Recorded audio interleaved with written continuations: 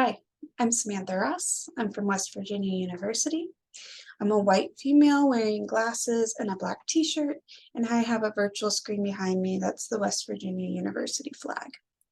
Today I'm presenting Autistic Youth Flourishing, a co-constructed conversation guide for the 2023 AUCD AARP Research Day. Today I'm talking about flourishing, which is defined by scientists as positive behaviors and relationships that promote positive mental well-being. On the screen, there's an image of a scale ranging from red to yellow to green, or with suffering or poor mental health being on the red zone, languishing, or that kind of middle ground between poor mental health and really thriving, in the middle. And then on the right, or the far end of that spectrum, is the green zone, where you may be flourishing and have no difficulty making and keeping friends, show interest and curiosity in new things, care about doing well in school, and stay calm and in control when faced with challenges, as some examples of those behaviors that might represent flourishing.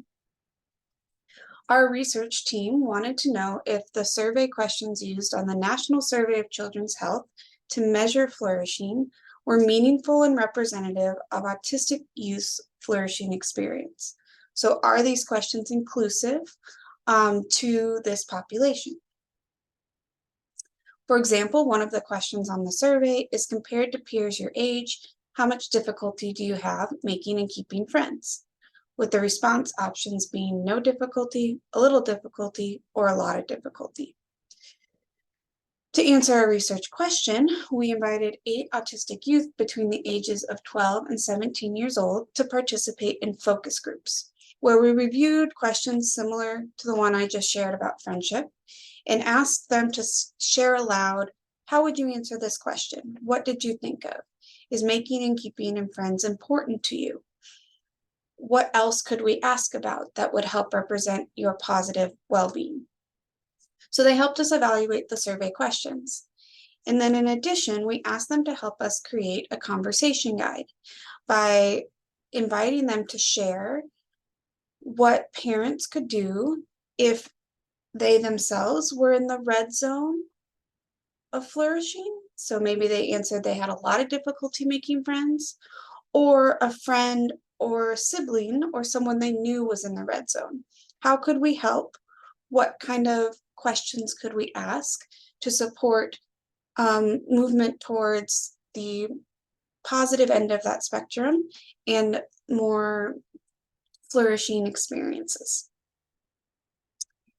A graphic illustrator was present at each of our focus groups, and the responsibility of this person was to draw or illustrate what was happening in the conversation. So for each of our focus groups, we ended up with a visual, like what's presented on the screen, where we had kind of scribbles and pictures and thought bubbles of important words that stood out, pictures of examples or stories that kids were telling on the topic, to try to capture what the discussion was about and what the ideas of our autistic youth participants were. So the example on the screen is for our focus group discussion around school motivation, which is one of the 3 domains of flourishing. And our 2 questions were, how often do you care about doing well in school, and how often do you do all required homework? And then kind of the images and wording on the rest of the sheet are questions to ask parents, definitions of homework and school, kind of what in general is flourishing, do we care about school, what does that mean, and so forth. And so from that, we pulled themes to create a conversation toolkit. Now on the screen is a snapshot of our handout titled Talking About Flourishing with Autistic Youth. It has that image of the red to yellow to green spectrum to represent what flourishing is and how we define it.